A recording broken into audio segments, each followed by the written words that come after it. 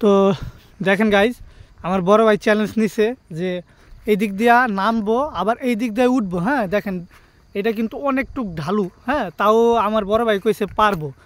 তুমি ভাই আগে কও পারবা নাকি, পরে আবার আমি পারবো পরে যদি আবার পইরা যাও? বলবো না, আমি বুঝো করবো না, ইনশাআল্লাহ চ্যালেঞ্জ অ্যাকসেপ্ট। আচ্ছা চলো তাহলে দেখা যাক সে যাইতে পারে কিনা। তো গাইজ আপনারাও দেখেন সে যাইতে পারে কিনা। তো আমি একটু দূর থেকে দেখানোর চেষ্টা করি সে আসলে কি ওখান থেকে উঠা আবার আসতে পারে কিনা। ভাই আসতে যাও ভাই।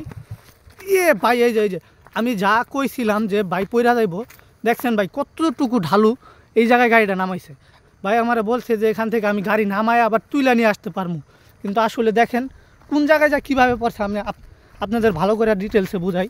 দেখেন এখানে চাক্কাটা নামাইতে যায় এমন স্লিপ করছে, দেখেন সামনের চাক্কা এমন স্লিপ করছে, পিছের চাক্কা উঠা হয়ে গেছে। দেখছেন কোন সিস্টেমে পড়ছে গাড়িটা, এই দেখেন। আর মাটিটা হইল গিয়ে পিছলা। হ্যাঁ, আপনার মাটিটা হইল গিয়ে আপনার আঠাইলা মাটি। দেখেন কীভাবে পড়ছে, কত ঢালু।